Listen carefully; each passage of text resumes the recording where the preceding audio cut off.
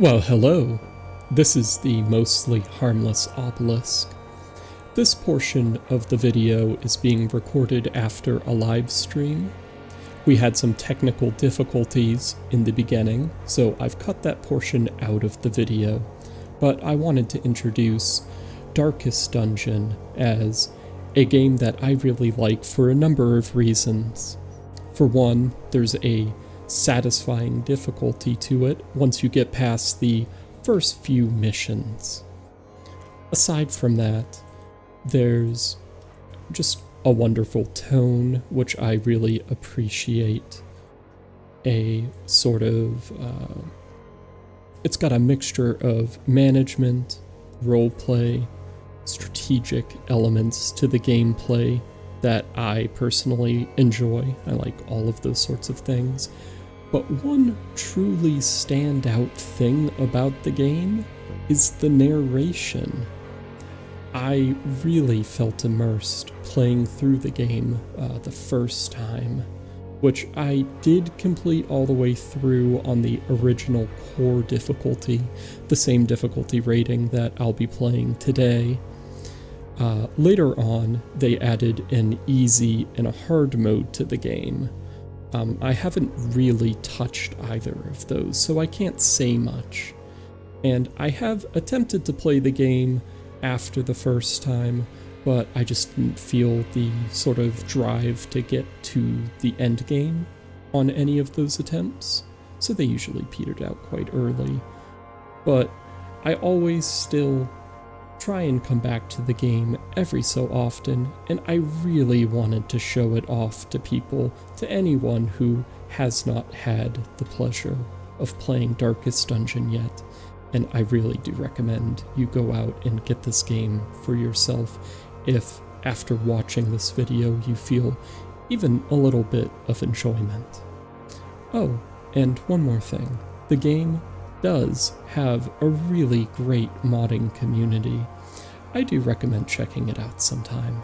Well, without further ado, let's get back into the video.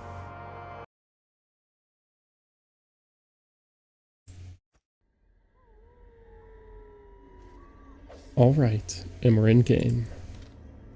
Yeah, it was definitely the mod list that caused the problem. These lanes. Keep to the side path. The hamlet is just ahead. Dispatch this thug in brutal fashion, that all may hear of your arrival. Okay, unlike the rest of the game, they of course made the very first mission a tutorial of sorts. So we will have up to a party of 4 members. Each person can be a different class. The classes have 8 or 10 abilities, but you only get to bring 4 into a mission.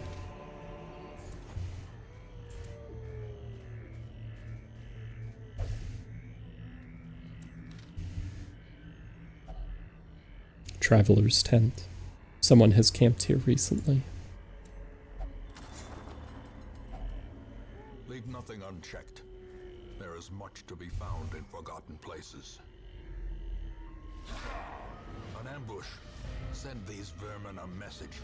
The rightful owner has returned, and their kind is no longer welcome. So something at the top that you may have noticed is we have a light meter, essentially our torch. It goes down over time as we continue to explore the map, and the lower the light gets, the more stress damage we take, and in return, we and the monsters do more critical damages, or critical attacks, and we also dodge more often. A lot of this game is trying to trade off disadvantages.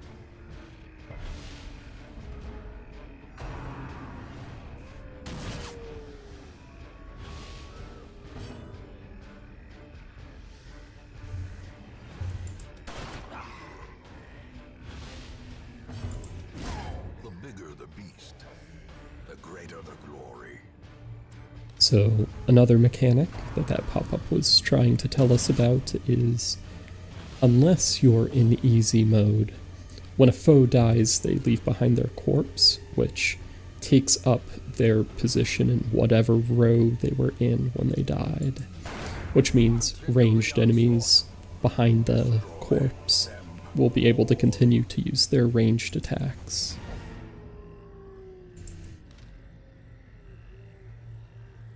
Right, and we've completed this specific quest, so we could go back to the hamlet, but let's check out this remaining chest.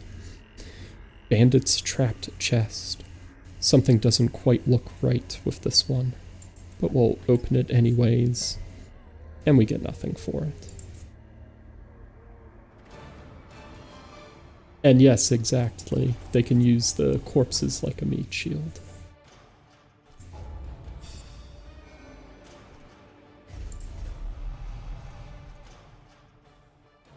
Okay, this is another major mechanic, is we'll have a roster of characters who we'll have to manage, and they'll get traits and negative traits over time.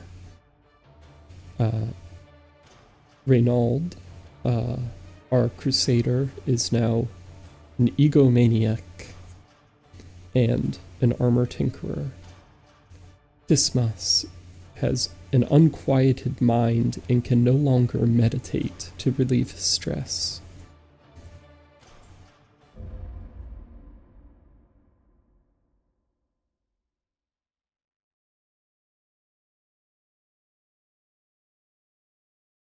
After each mission, we'll return to the hamlet, and that's where we do our management of our team of explorers.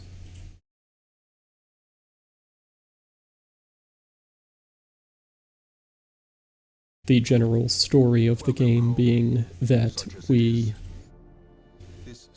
are the inheritor of these lands, which are infested with all sorts of things that need to be cleared away, so we've hired adventurers to do that for us. See, this old, stressed out old man, that's us. That's the caretaker.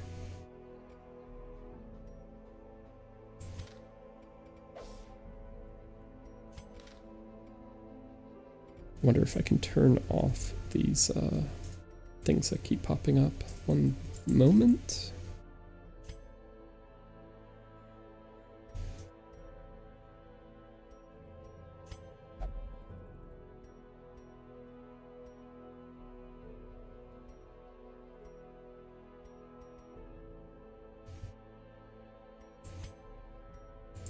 Yes, turn off tutorials.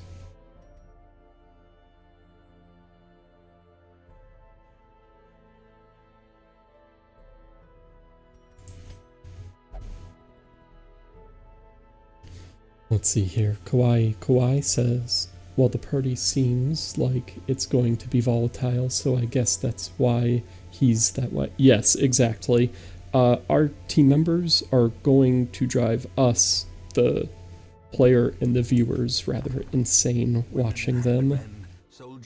And just like our first two people are always set, we have these two, a Plague Doctor and a Vestal, as the first two people we can recruit. And from here on out, I believe everything is RNG based. And Kawaii, I believe we can actually rename these people. Would you like to be named after? Would you like one of them to be named after you? We have a Highwayman, Crusader, Plague Doctor, and a Vestal.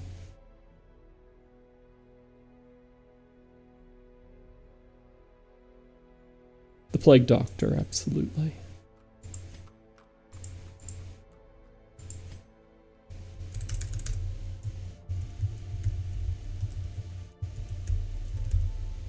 Alright, Kawaii the Plague Doctor, and you said, it's what Dante would look like without his clock face. You are talking about Limbus Company. Yes, I really love that game. I love all of the Project Moon games.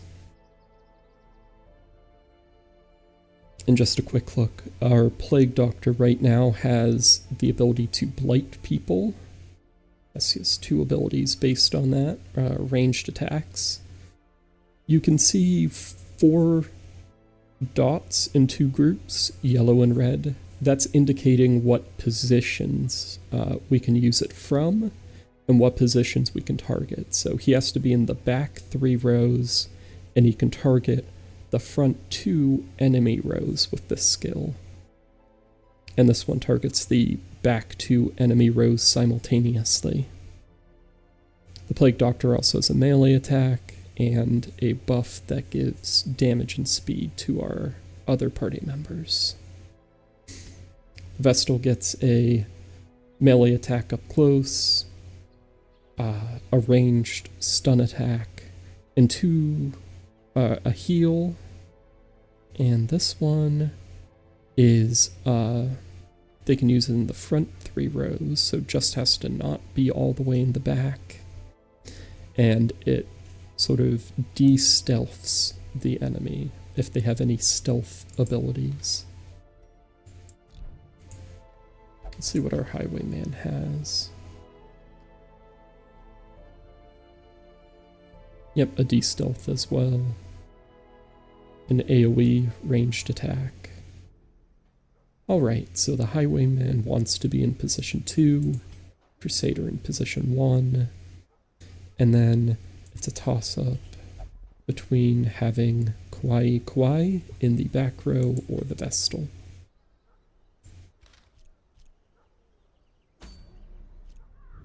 A mecca of madness and morbidity. Your work begins. I sure hope you can hear the narrator. I really love their work. And let's head into the ruins.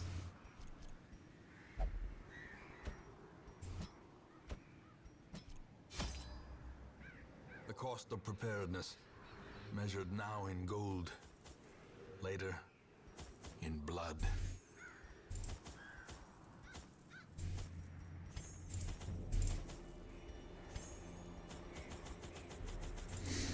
I always try and buy a full stack of food before going on an expedition, at least one.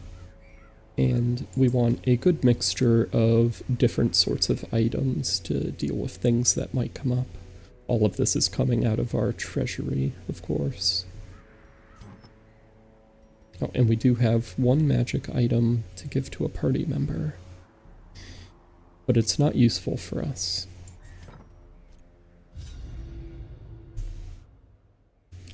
It says our Vestal is a germaphobe. The thing, yeah.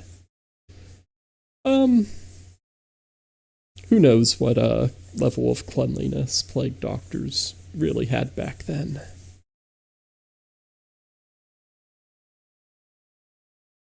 In fact, I seem to remember there was a period in time when hospitals had extremely high rates of death for performing childbirth because they had not fully understood how cleanliness worked.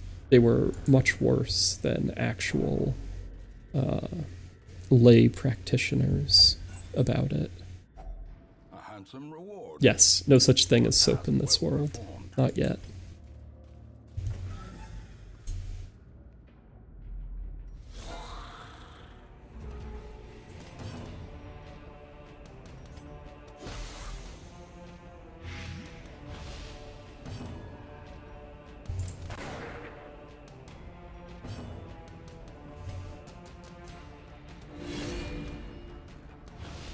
So I don't expect the very early game to be of much difficulty. Give them no quarter. So I expect to breeze through this, if I remember how to play correctly. As the fiend falls, a faint hope blossoms. Unlocked strongbox. A long-forgotten strongbox sits on this cold stone floor, its contents unknown.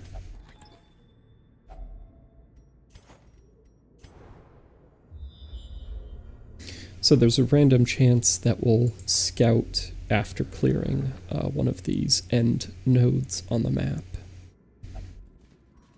I shouldn't say end node, just a node on the map.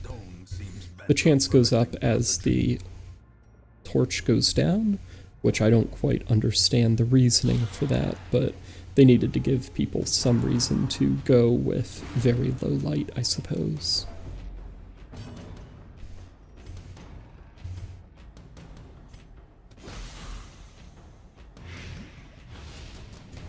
So this Cultist Acolyte in the back row for the enemy doesn't have much in the way of being able to do actual damage, but she can raise our stress level, which is the bar underneath our health pool.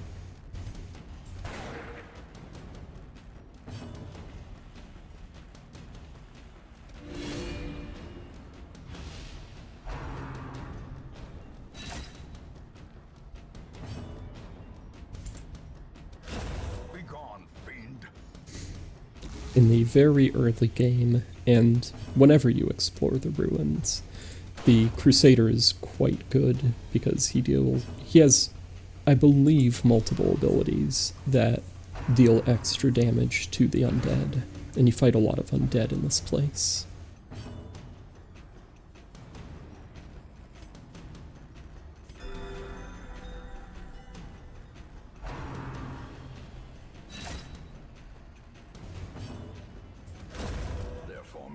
Is broken. Maintain the offensive. Annihilated. Success so clearly in view. Or is it merely a trick of the light?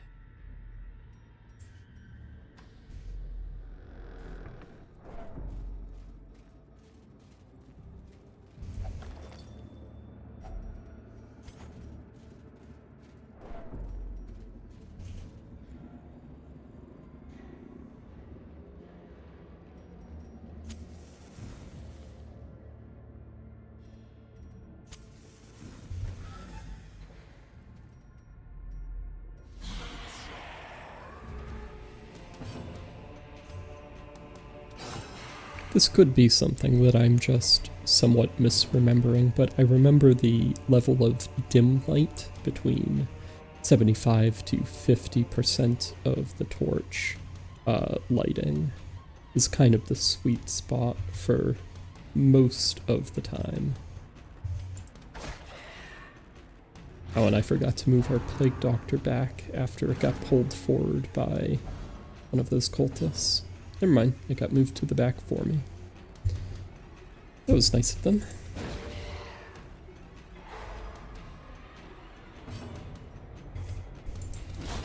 Another abomination cleansed from our lands.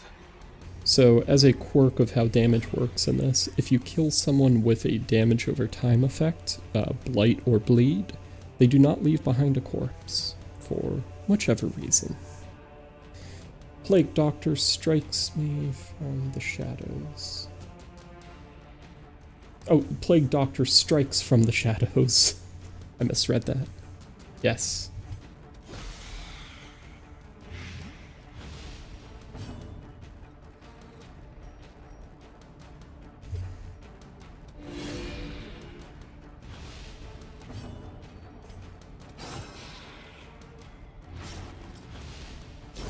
Slowly, gently. This is how a life is taken. Alright, some of those items we brought with us are for interacting with these things we find. So we found heirloom chest, a chest with your family sigil. In my memory, we can actually use a key on it, and it unlocked a hidden compartment, it said. So we get a little bit of extra loot.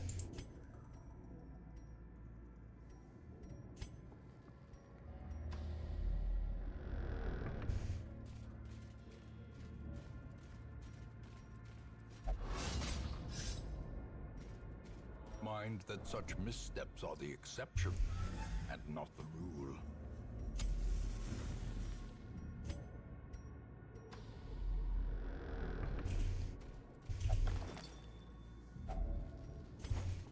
So we found 2 of these vials of the blood. The call is unyielding, the urge is irresistible. Only the blood will quell this thirst. This is an item from one of the DLCs which introduces something akin to vampirism. We have no use for it at the moment. Hunger. The expedition of adventuring has produced a growing hunger amongst the party. I'll let them eat. No reason not to. We have plenty of food.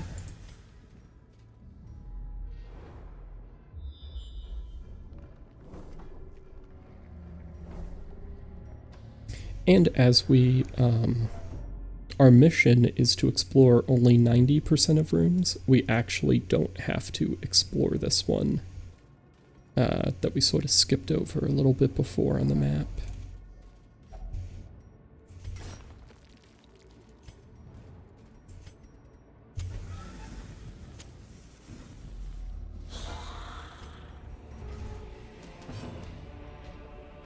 Alright, this time we have a bone courtier among the enemies as well as a bone defender. I still don't expect this to be a difficult fight, even for our level 1 party.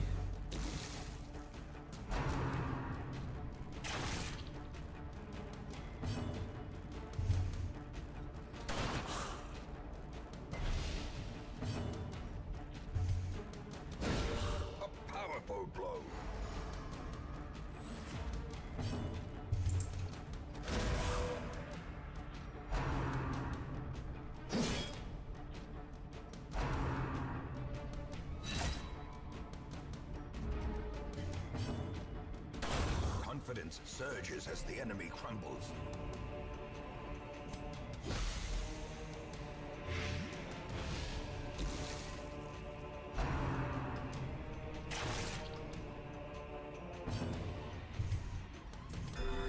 We'll heal up our plague doctor, and this fight is pretty much over already. The light, the promise of safety. Their protector died of blight damage, and yes, that finishes it off. Destroy them all. Okay, we found a magic item, Bullseye Hat, for the Musketeer. This one is a very good item. We'll have to look out for one of those classes. Okay, we found another heirloom chest, and we know the skeleton key finds us extra items. And we'll head back to the hamlet.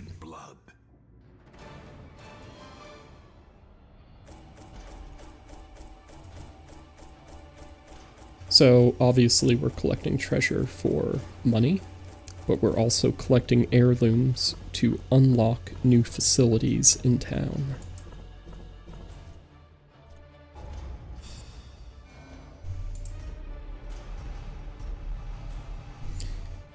Okay, our crusader believes in the possession by demons. Things like that don't tend to come up often, but sometimes when you examine a curio, they'll take away control from you and do something erratic.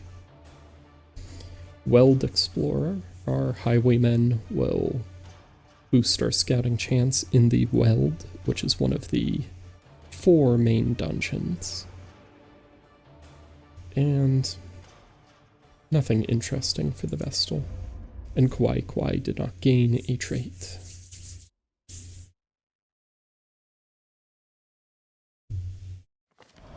The tents are pitched, banners fly, and the corpse wagons stand at the ready.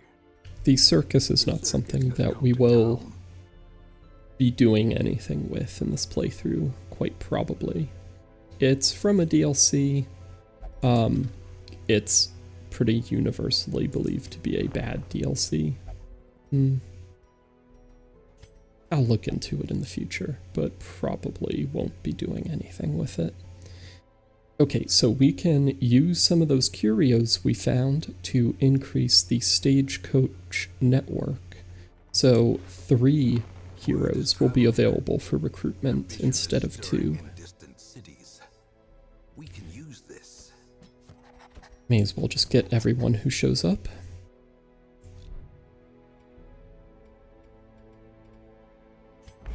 And we see our Vestal is near 50% stressed out.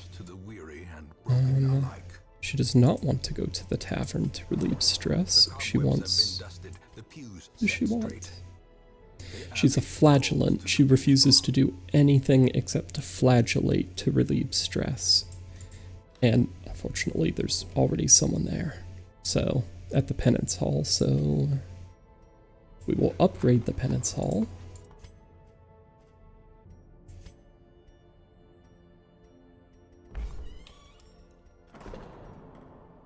Thought that would mean that we'd get a new slot to put someone in there. I should have actually read it. It just increases the amount of stress you relieve from using the hall. Darn.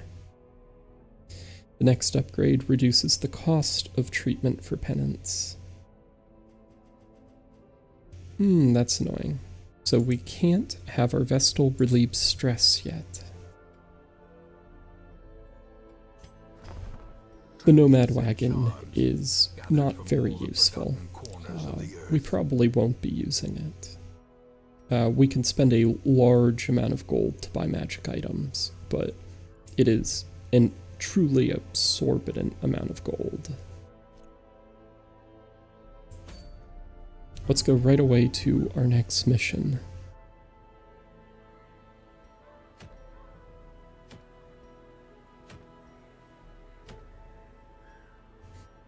Okay, we can see that one of them is a medium mission, meaning it's expected to take longer than the others.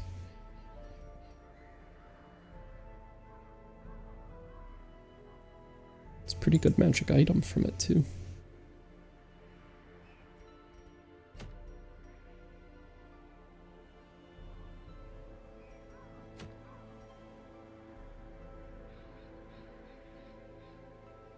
Okay.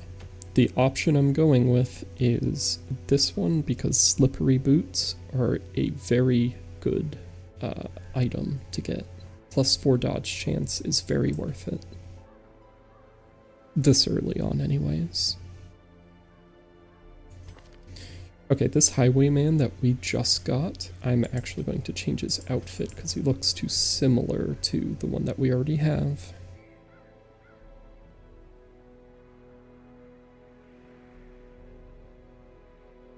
I really do not like his skills, so we won't be using him right away.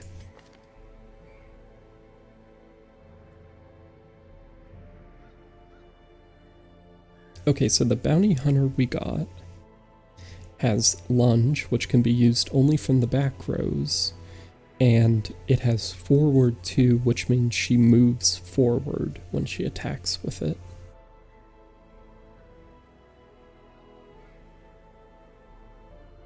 This is a pretty nice ranged attack. Okay, so she has Shadow Fade, which buffs her, gives her stealth for 2 rounds, and does back 2. So that's the whole thing with her. You use Shadow Fade to move to the back rows, and then lunge to attack and go back to the front row. These are not bad skills for her. I will be using her. And she combos very well with the Plague Doctor because she deals extra damage against blighted foes. And the Plague Doctor applies blight. Yeah, this is good.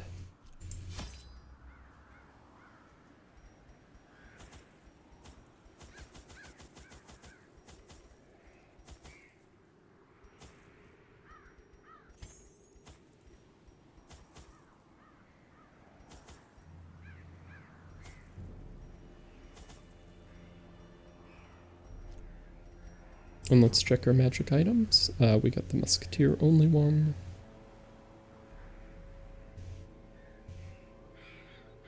Debuff Charm is fine. I might want to give it to our Crusader. No, it's not worth it because it lowers his dodge chance. It's not worth using. Let's just embark.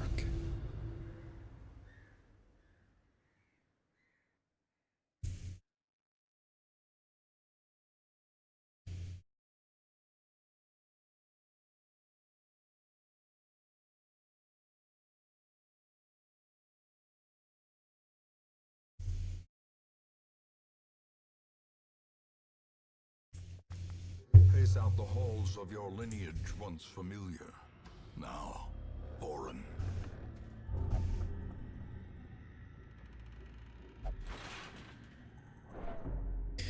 Right, so because our Crusader has... That must have been God-fear. No, egomania.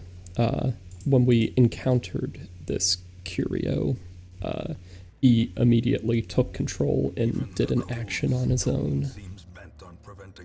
Because normally we're given an opportunity to use items or just simply not interact with it, because many of the curios are actually disadvantageous to interact with. Certainly when you encounter a place as evil as this, you don't want to actually just go around touching everything that you see.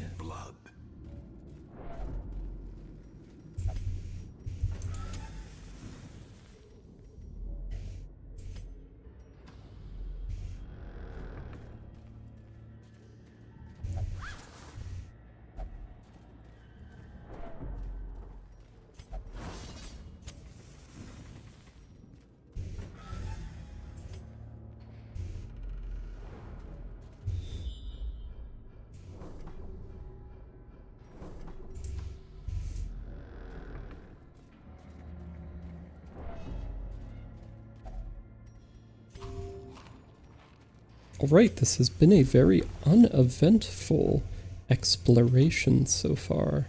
No combat. And in this game, there's no actual benefit to getting into extra fights. You don't gain experience points for defeating enemies, just for clearing the dungeon.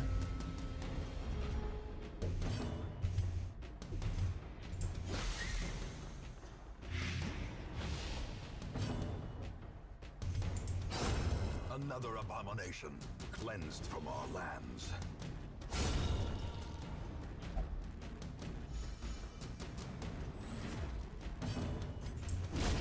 Back to the pit. This expedition at least promises success.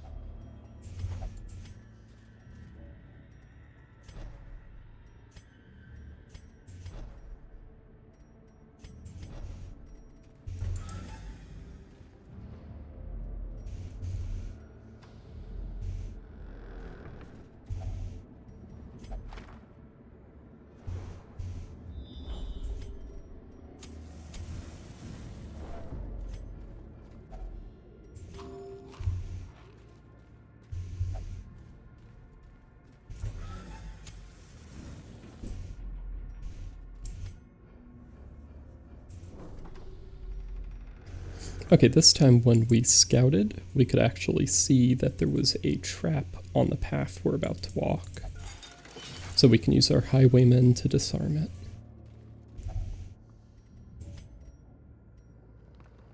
Alchemy table. A partially intact set of experimental equipment. I wonder if medicinal herbs have use. The herbs disinfect. I couldn't read the text quick enough, but we are able to get some money out of it.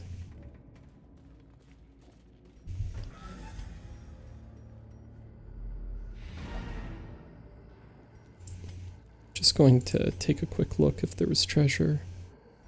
There is. There's one more battle, and then there's a battle at the end of the node and some treasure. I think it might be worth it to push on. And we have some cultists to fight.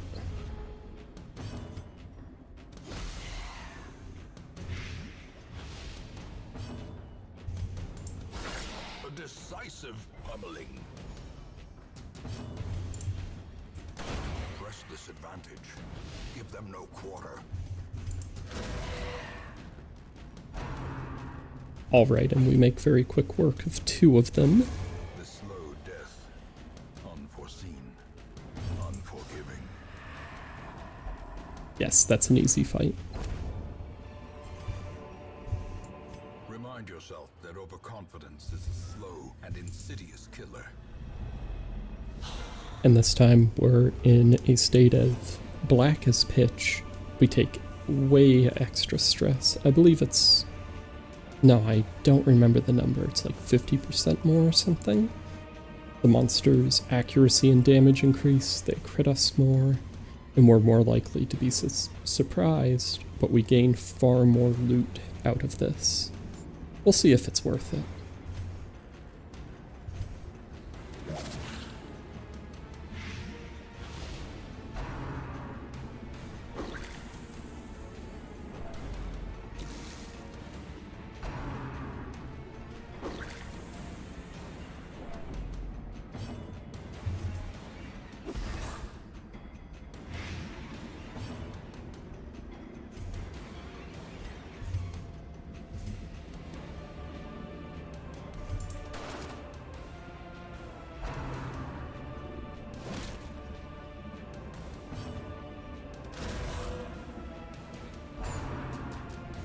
Kawaii said, "These are some cute graphics. Hard to believe there were certain mods made for it that would be made to make it impossible to show on Twitch." Yes, there are a large number of Gunnar mods for this game. None of the ones that I tried to load in are, but I've certainly taken a look at some of them. Gently. This is how a life is taken.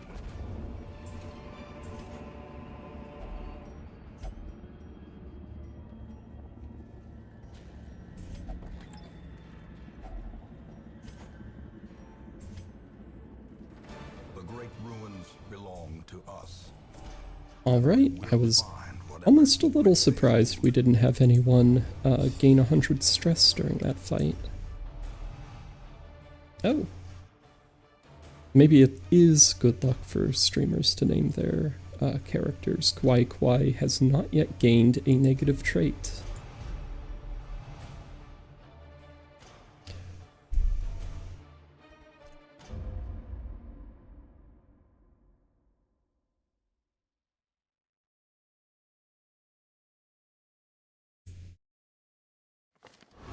Though long years may seek to separate them, action and consequence will invariably have their dreadful reunion.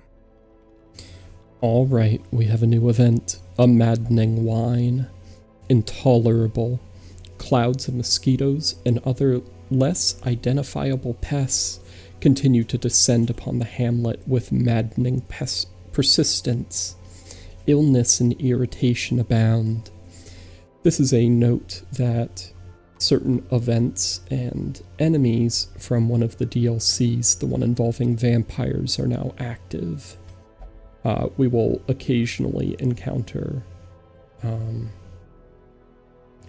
trying to remember what they call the affliction in this game, but it's basically vampirism. We'll have to occasionally fight vampires. Alright, at the stagecoach we have found another plague doctor. This one is pretty similar to the last one we found. Or the one that we already have in our party. A Hellion. Oh, Luminous is one of the best positive traits in the game. Maybe not one of the best, but a best one. But Risk Taker is... good and bad. I don't know if I'll spend any money to remove Risk Taker. Just bleed out. These are not bad skills. This might be a good Hellion. If she had Adrenaline Rush, she'd be perfect. But I'll definitely make use of her. And Reynold. A Houndmaster does not have the most important skill that Houndmasters need, which is Target Whistle, which applies the mark debuff to an enemy. If he had that, or guard dog, he'd be perfect. Still, I'll definitely take him. A lawman and his faithful beast. A bond forged by battle and bloodshed.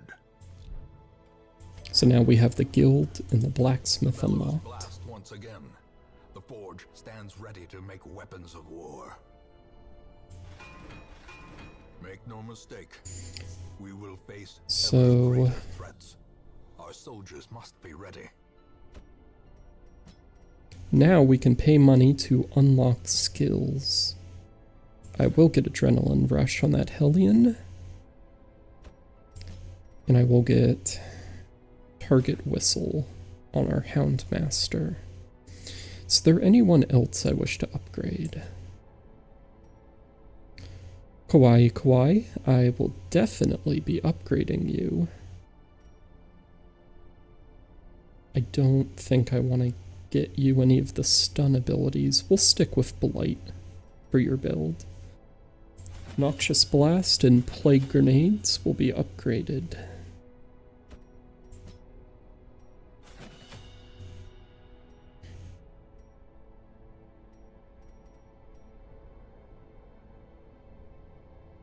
Our Crusader will get a couple upgrades.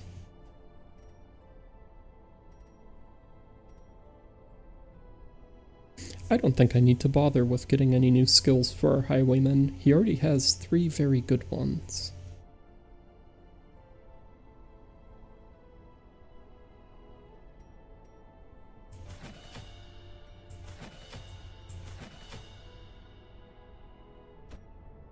Our Vestal could use a healing upgrade.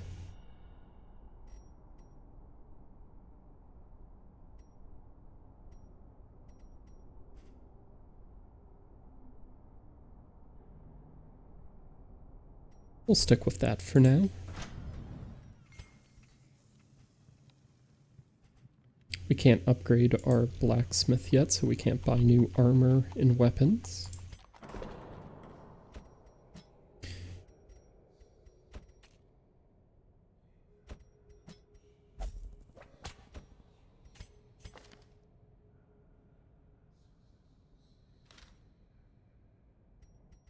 All right. Shall we send Kawaii to the gambling hall or the brothel to de-stress? I wonder. The brothel, please. Absolutely.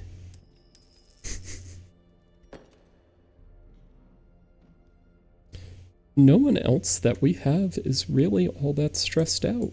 That's surprising.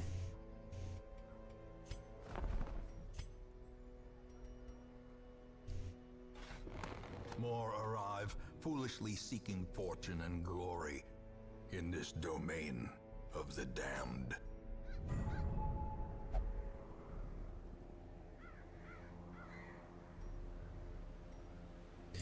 Okay, so the courtyard is not something I will do right away because that is one of the DLC areas and it's quite difficult. The farmstead is also a DLC area, not as difficult, but not what I want to go to immediately. And the Weld is, along with the Cove, the Warrens, and the Ruins, the 4 main dungeons of the game. And then of course there's the Darkest Dungeon, which is where we fight the final boss.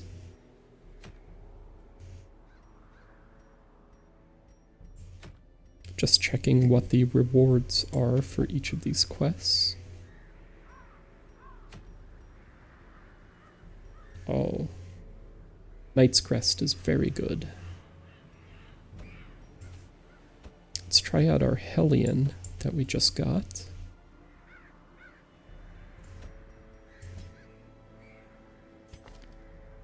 And our Houndmaster, I think, prefers to be in the back 2 slots.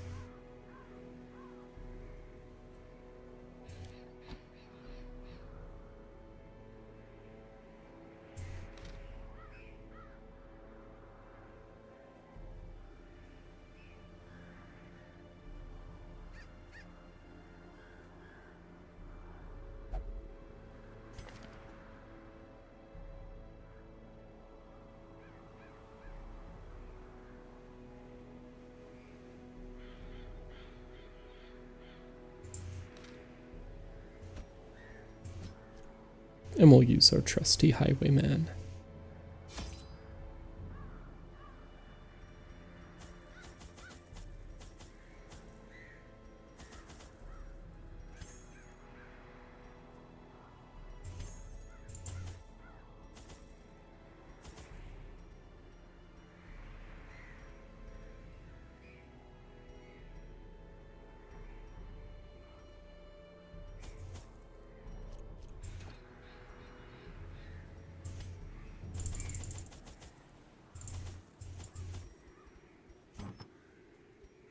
Okay, so our boots give extra dodge. Let's give that to our highwayman and set out.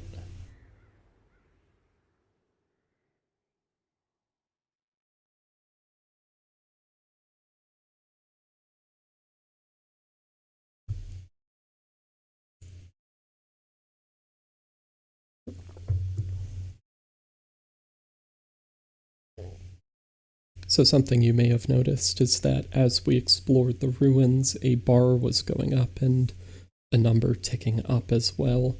The different dungeons have their own level to them. So if you keep exploring in the same place too often, it will go up in level. The monsters you'll fight are more difficult, and you'll find better loot as well.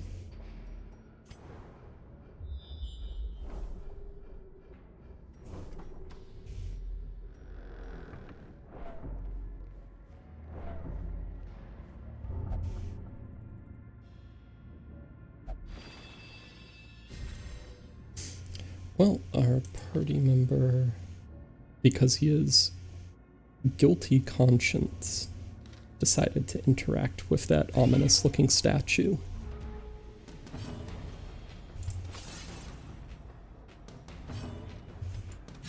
Another one falls.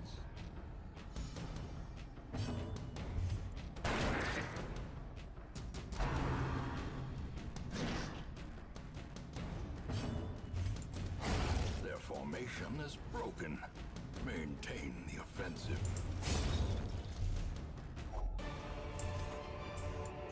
Foolish horrors. Brought low and driven into the mud. So even though I knew there was no benefit to actually going down this route, our mission is to investigate 90% of rooms. So I had to head down here anyways.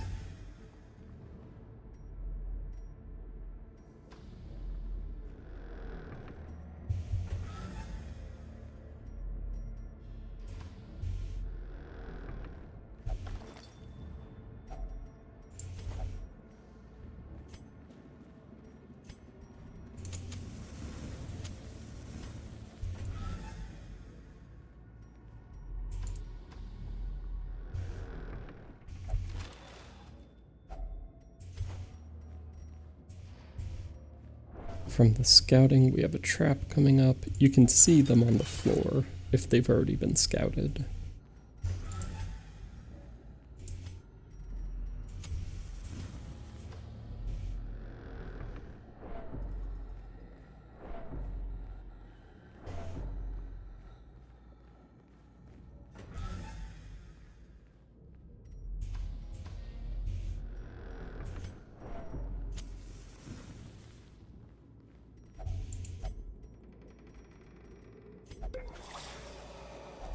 Wealth beyond measure, awarded to the brave and the foolhardy alike. So at that alchemy table, we had already determined last time that using the medicinal herbs, we can disinfect it for some money. Well, generally in these sorts of horror games, reading random books is sometimes not the best choice, but let's do it anyways. And we found that the books are dull and uninteresting.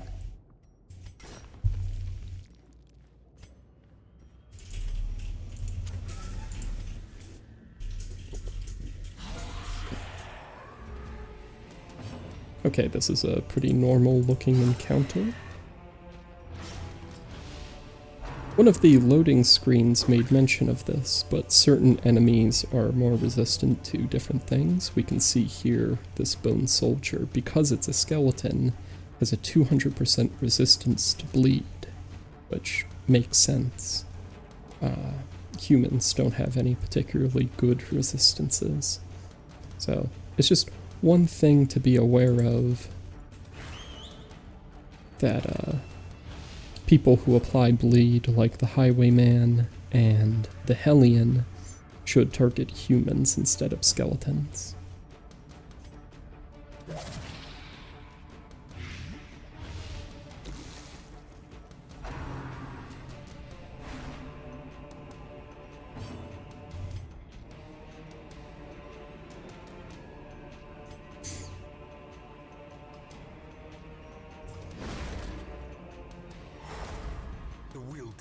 And our Hellion shouted at the cultists and the skeleton so loud it stunned them. It's one of my favorite abilities that Hellions get.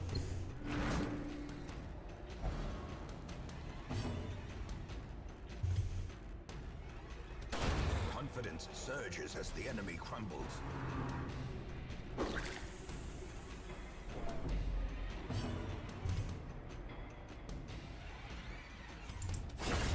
As the fiend falls, a faint hope blossoms. So because the bone courtier is in the back and we have 3 skeletons, we either have to use abilities that can hit the back row, which thankfully our Houndmaster can, or we would have had to start attacking the corpses to destroy them. Alright, we don't have enough room in our inventory to take that jade, but we can burn up our last torch, make room, and then take it.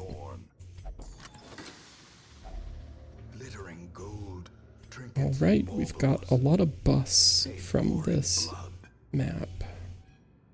I will get rid of our last medicinal herbs and take them. And we only should have to clear one more room and we're done with the mission.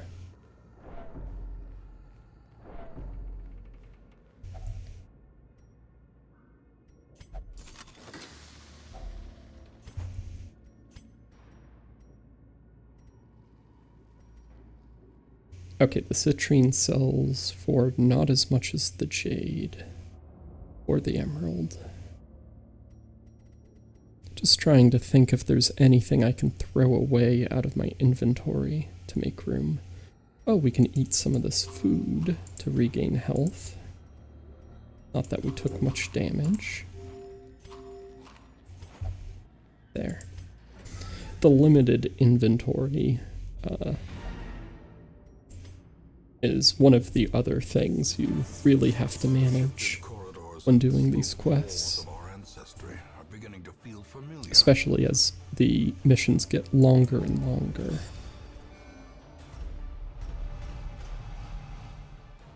Okay, we got some good levels up. Ruins Explorer is great.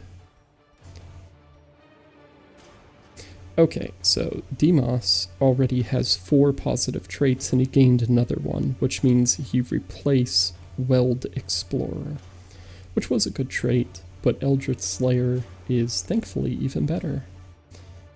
Somehow our Hellion gains Soft, which is terrible for a frontline unit.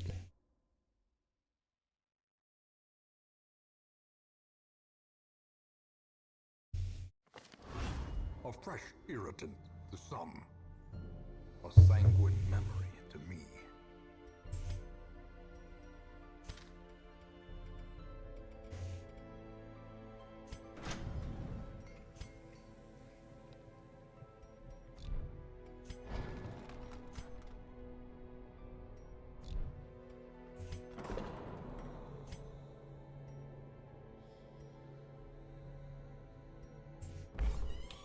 I'm just looking for things we can upgrade. How about we upgrade the brothel? It will increase stress recovery. And we'll do the same thing at the bar.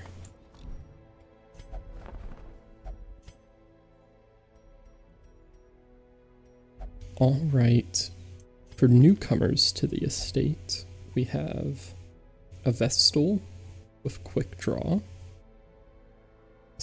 Quick draw and slow reflexes somehow. It's tough because I really wanted a second Vestal, but this one's kinda terrible, so we'll skip. A Houndmaster who's afraid of beasts. That's interesting. There's nothing about him that's bad, it's just odd. And we already have a good Houndmaster, so I think we'll skip over him.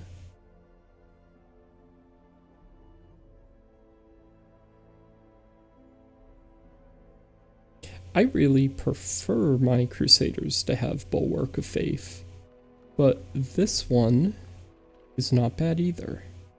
I just have to remember, oh, don't bring them to the ruins. The main reason you get a Crusader is to take them to the ruins. Ah, that's tough. I'll skip over all of these recruits. They're all kinda bad.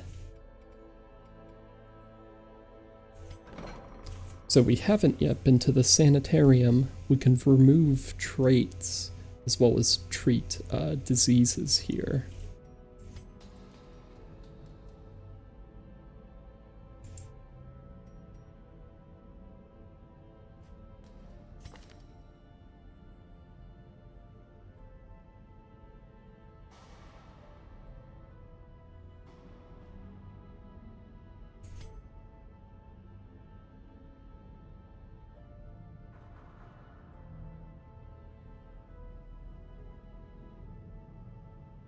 Okay, so what I actually want to do is I want to send Demas to the treatment ward.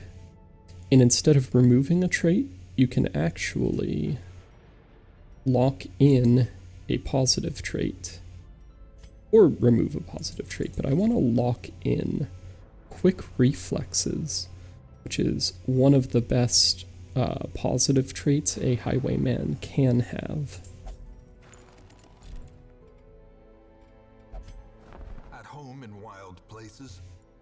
She is a stalwart. We won't be using the survivalist much at the beginning.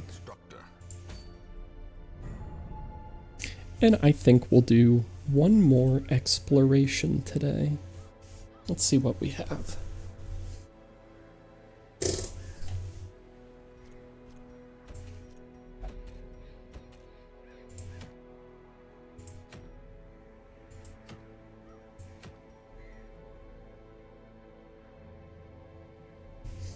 Okay. Let's do Purify the Altars. This came up because of the town event we had come up. The unholy abominations inhabiting the crumbling house have turned beacons of light into vessels for diabolic worship. Cleanse these altars with consecrated essence and bring back the light. We'll send in our Crusader. Kawaii, kawaii. I wonder who else.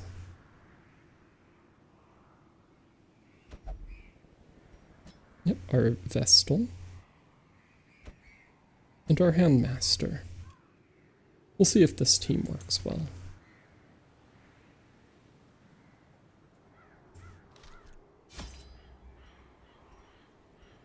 We have 3 quest items taking up slots, but we'll be getting rid of them as we do the mission.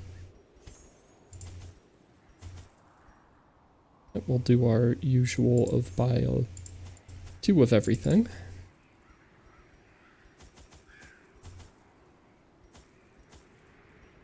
Seven torches, a stack of food. That should be good enough. And we just got a Knight's Crest to give to our Crusader.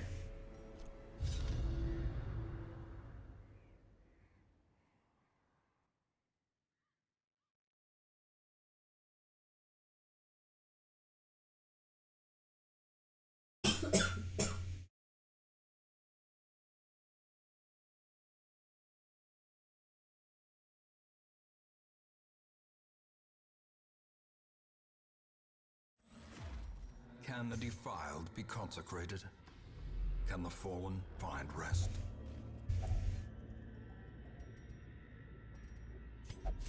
I do wonder how many lines of voices that narrator had to record for this game.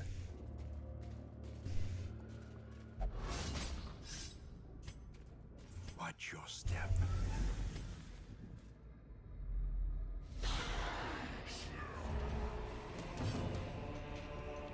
Alright, pretty normal looking fight.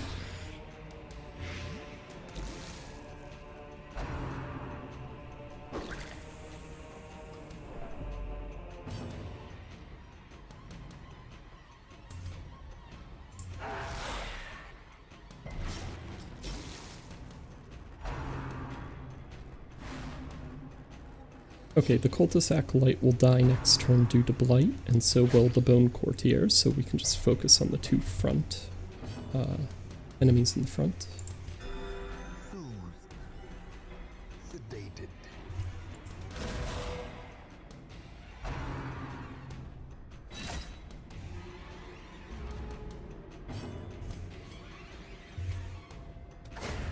As the fiend falls, a faint hope blossoms.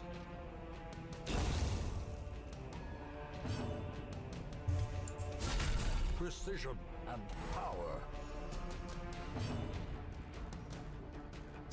So stalling out a little bit does help in this game when you have a typical healer like the Vestal, because you get extra rounds of healing rather than having to use food to heal with. Give them no quarter. Oh, found a magic item. Vestal only, bonus to max HP, reduction to damage. We will definitely make use of that immediately.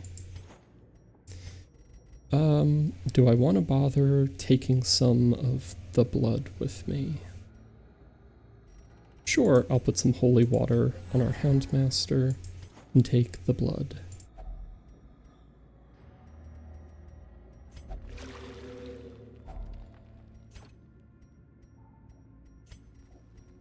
We don't even have room to take gold.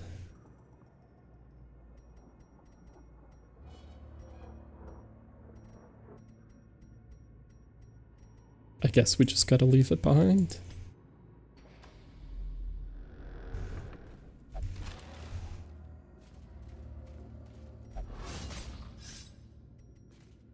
Carelessness will find no clemency in this place.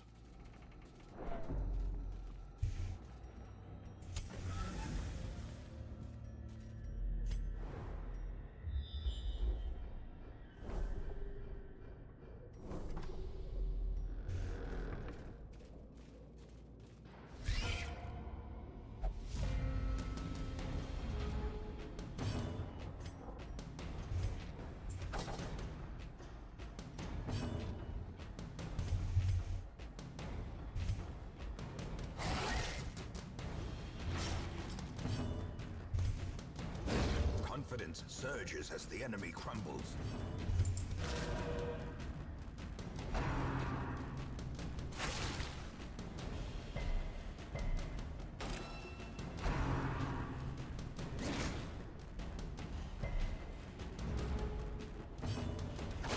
Back to the pit.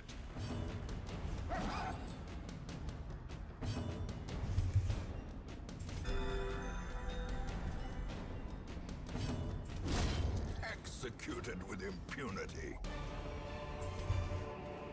Be wary. Triumphant pride precipitates a dizzying fall.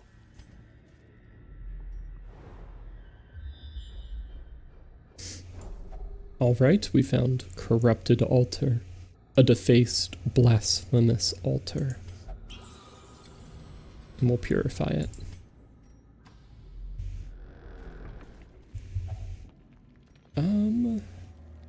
We'll apply some medicinal herbs to this Iron Maiden to cleanse it, and we can search it, find some gold.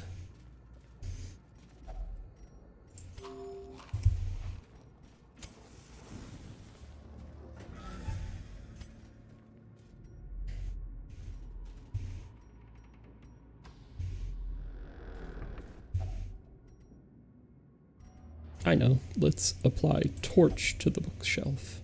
Oh, I thought he would actually burn it. No, free scouting.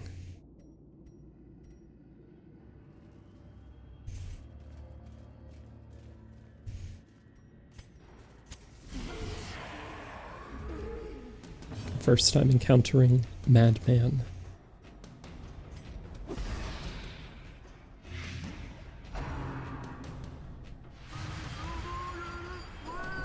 Yeah, that's what I remember. He has a very nasty stress-based attack.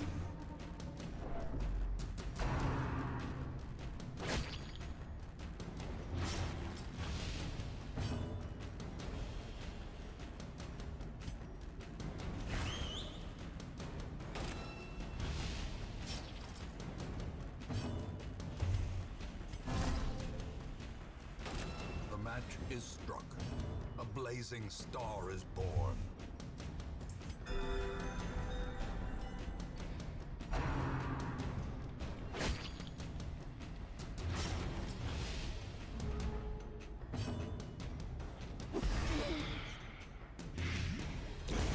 The slow death, unforeseen, unforgiving.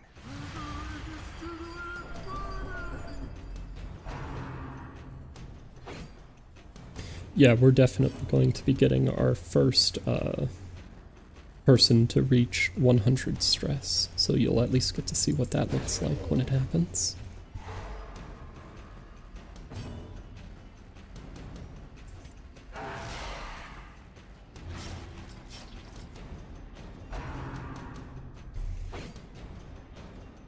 So, yeah, we have at least 2 rounds of 4 damage on the Madman, so he'll take 4 on the turn that he unstuns, and then 4 before he gets to actually act, so he's already out of the fight.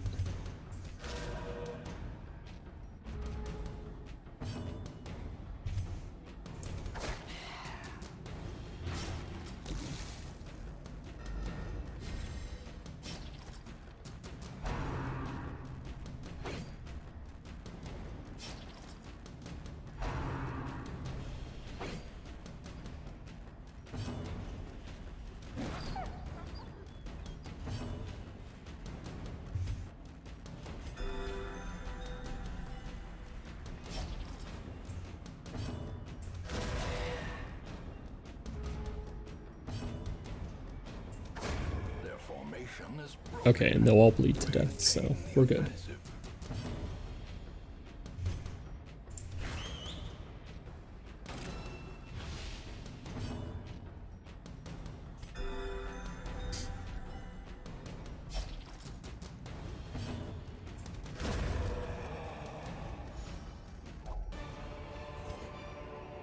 This expedition at least promises success.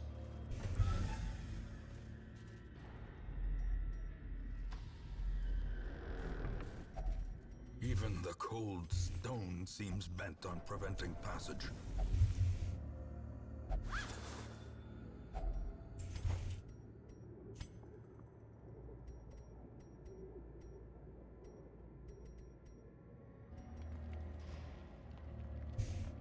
I'll throw away our bandages so we have more room for gold.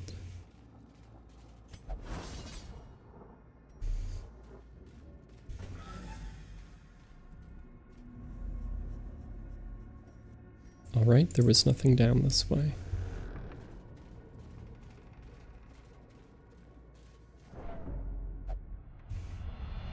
Okay, Reynold has reached 100 stress, and now he has the hopeless debuff. If he gets to 200 stress, he just dies of a heart attack. And because he's hopeless, he'll, in combat, randomly do things to hinder our progress, we'll say.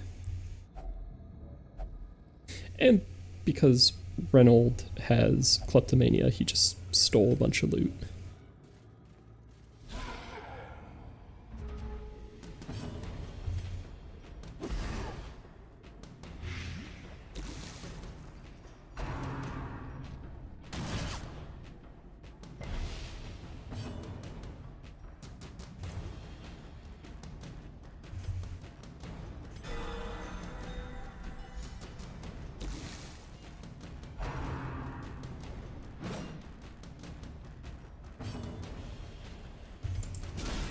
Masterfully executed.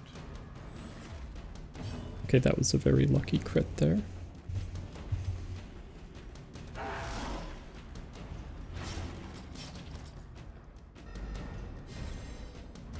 Okay, the person in the back is going to die of bleed.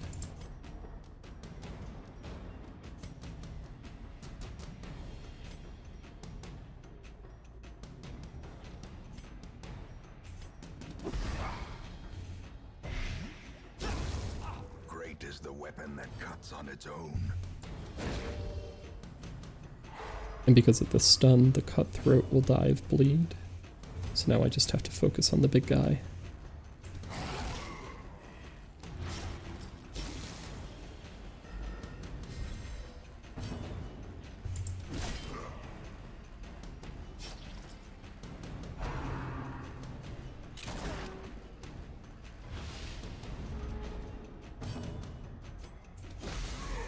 Okay, and that's the encounter over. Death by inches. We can just heal up.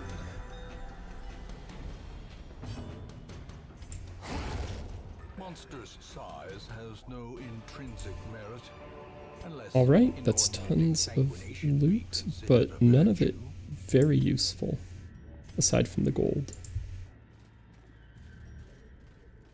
Okay, so we'll have a room battle here, and it's might be a little difficult.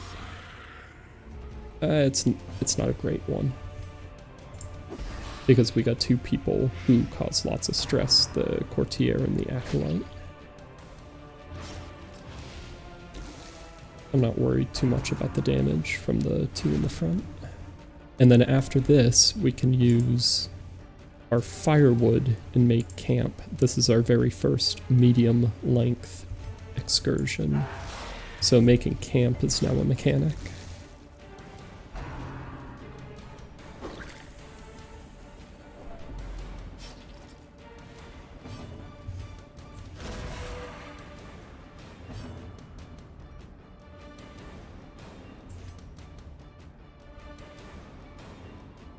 Okay, the courtier will die of blight.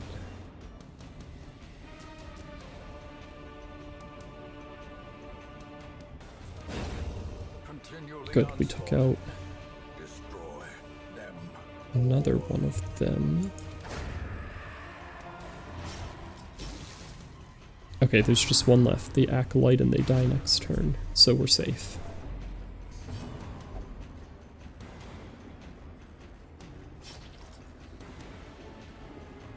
Okay, and our Houndmaster, I guess, damaged himself by 2.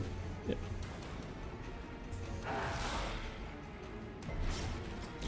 Slowly, gently. This is how a life is taken. And he refused us healing him.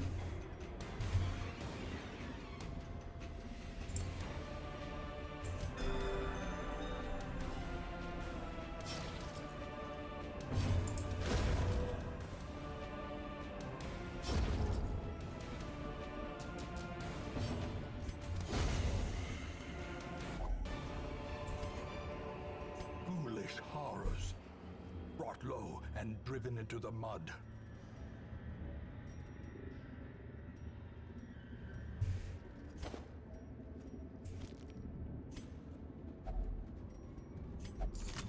Okay, we'll unlock the sarcophagus. Ah, that's a lot of gold to just throw away.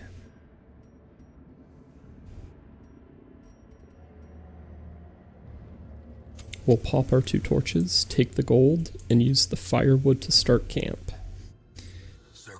So when you start camp, you can choose how much food to eat. We will feast to regain a little bit of our stress back and heal up.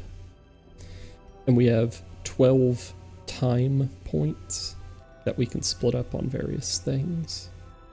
Release the Hound is a really good one. Costs 4, increases our scouting chance. Hound's Watch, another really good one. The Houndmaster is really great when it comes to camping activities. So now we have less chance to be surprised. We're more likely to surprise the monsters. We can't be ambushed when we go to sleep. We do have bleed on us, but it's only for 1 point of damage. That's not bad at all.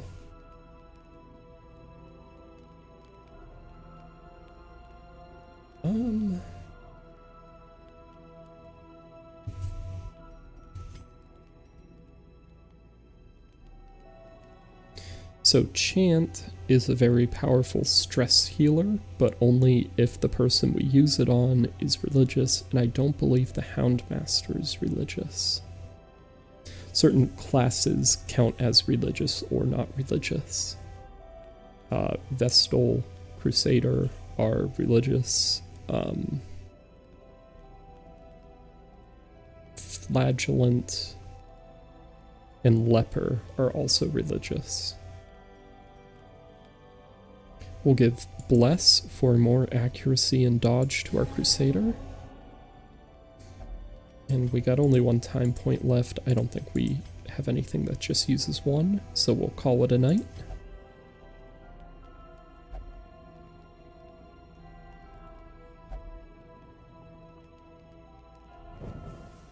The light, the promise of And there's a small chance you'll be ambushed at night if you don't use something that specifically prevents it.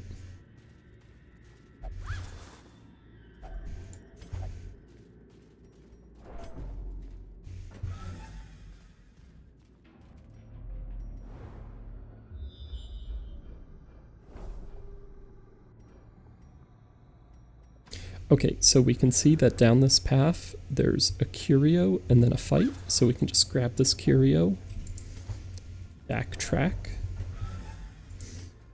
and head down a different path. And we get to skip an unnecessary fight. The Vestal will examine the bookcase, and we found a map. It's not too useful.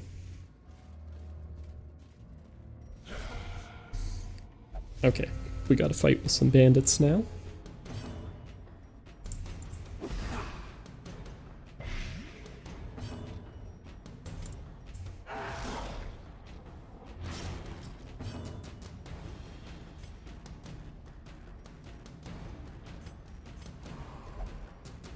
Our Houndmaster still refuses healing, so we'll just have to do something else.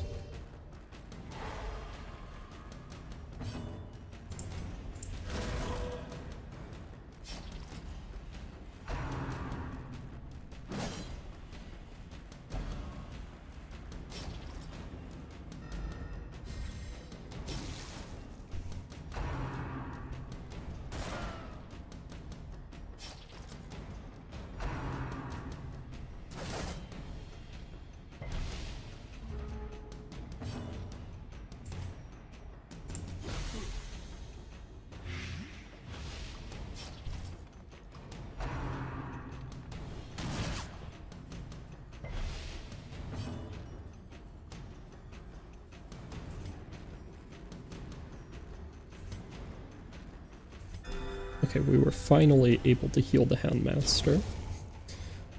Hopeless is a very annoying one, but it's not actually the worst type of stress effect. That would probably be abusive.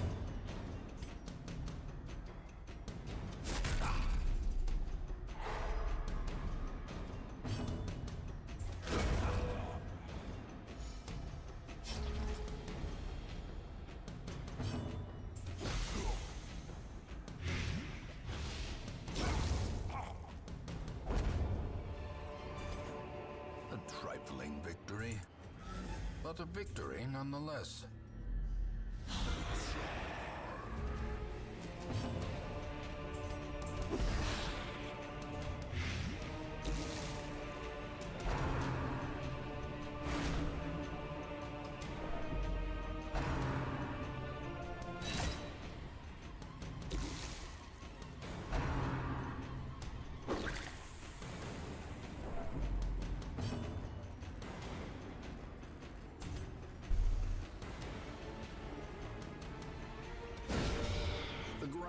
Quakes.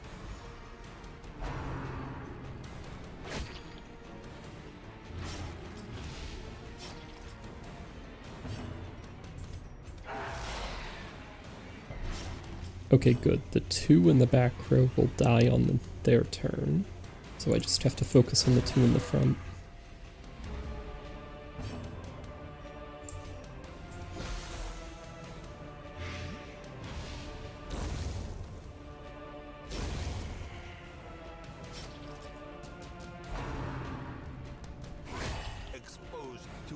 Stunning blow.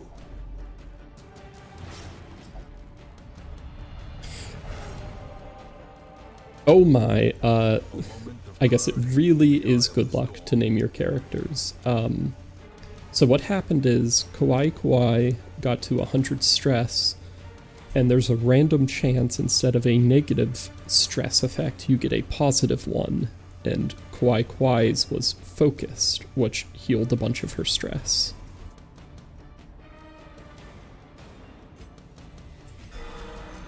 The flesh is knit.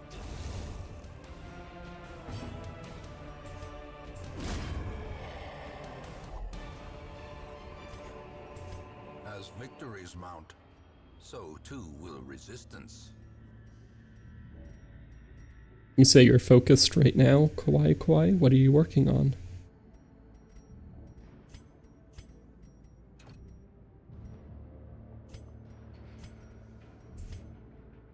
We have a bunch of good items, but I kind of don't want to throw away anything. I'll throw away these dog treats. And take the emerald. Then we can destroy this corrupt altar.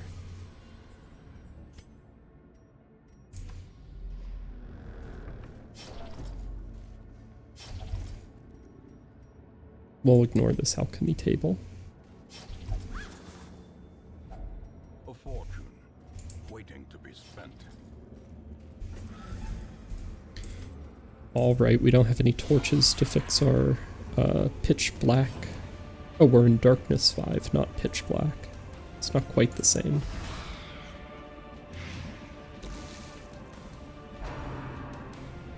You're working on art, but you mean like when I'm stressed out there's a 50% chance I actually get more focused. I think some people really are like that. They need stress to hold on a sec. Our Houndmaster just died of a heart attack or something because he reached 200 stress. But yeah, some people, you know, they say they really thrive on stress and all that. Personally, I don't. I don't really thrive on anything. I just sort of am always however I feel.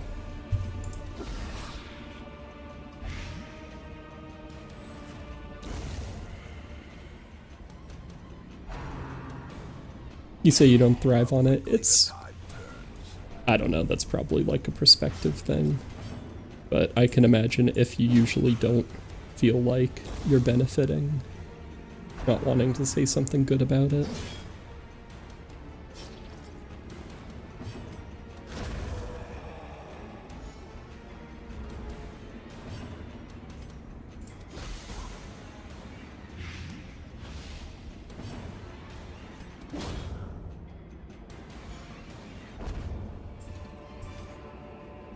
Nightmarish creatures can be felled. They can be beaten. Alright, and now we're at the last altar. We'll purify it. And instead of ending the adventure here, we have 2 more curios in the next hallway with no battles, so we'll go see what we can find. Wealth beyond measure, awarded to the brave and Some the curios. alike.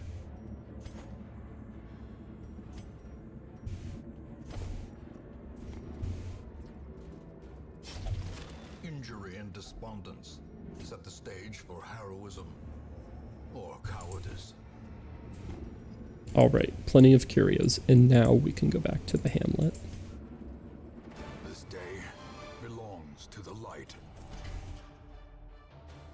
Yeah, it's a good amount of loot we're bringing back. Renauld, our Houndmaster, I can't believe he died like that. Ridiculous. I think, yeah, he did start the mission with about 50% stress, so... Oh well. Oh. Alright, we got our first level 2 with our Crusader.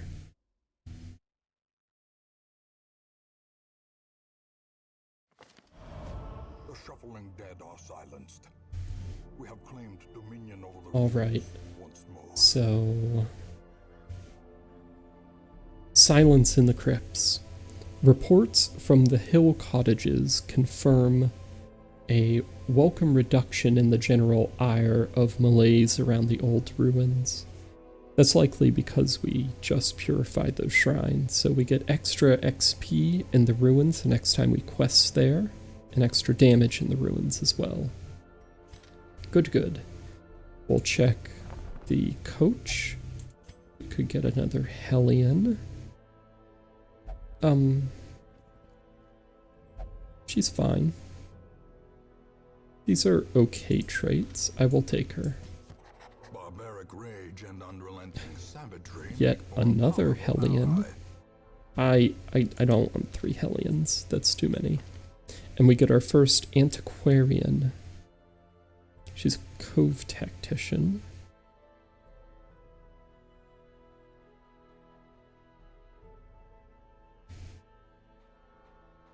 Antiquarians are interesting. They don't do...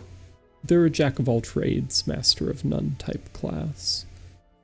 I personally remember liking them, but I never leveled one up all the way. I had to think about this. So it has the ability to move back and buff. It can do a tiny amount of blight damage to one target. A weak melee attack. They can de-stealth. They can heal for exactly 1 point. I think I'll skip out on leveling up the Antiquarian for now. Or getting it.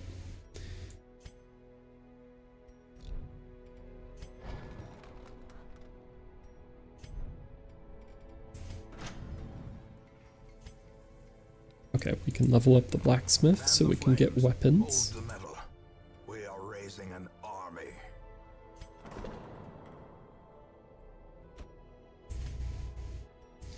I'm guessing to relieve stress, Kawaii, you would like to go back to the brothel.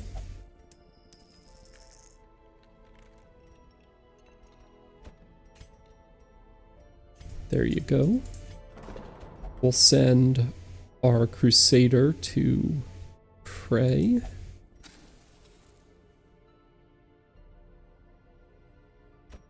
Our Vestal, I think, is a flagellant, so she'll only go to the penance hall. There's someone already taking up that spot. Which is not a mechanic I like. I don't like that randomly just some of the slots are taken up. I say that because I'm bad at planning around such things. Not that I think that they're necessarily bad mechanics. Okay, we can level up our highwayman's weapon because he's level 2 and because we've unlocked the new blacksmith thing.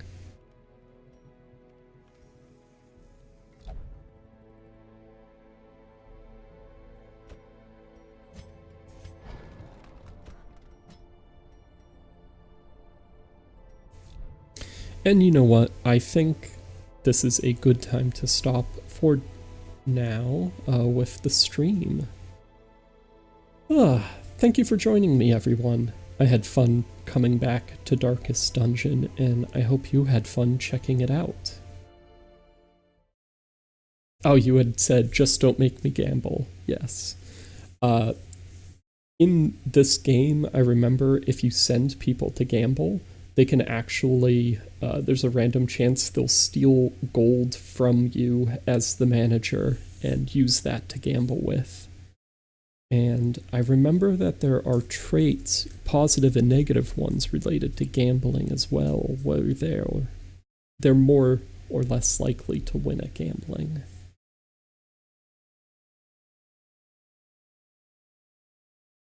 Oh, I don't really know what you mean by it's just like Limbus.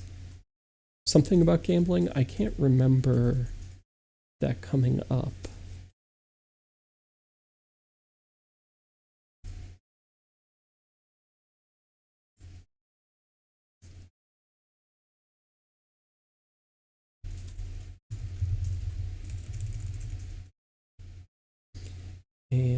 let's see here. So if we're done with the game, I'll take us back to the Yap screen. There we go. And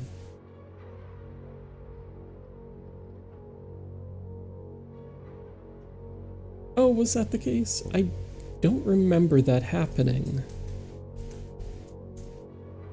Was that from Kanto 2? At like the big casino where you could sell, I think it was like you could sell your luck. I see. Well, anyways, I know, now that we're done with the stream, I know that Pumpkin Synth is doing a celebration right now. So I'm going to raid us into her stream. Let's go ahead with that raid. And then how do you do this again? Because I don't think you just type in the name of the person, you have to type in the channel.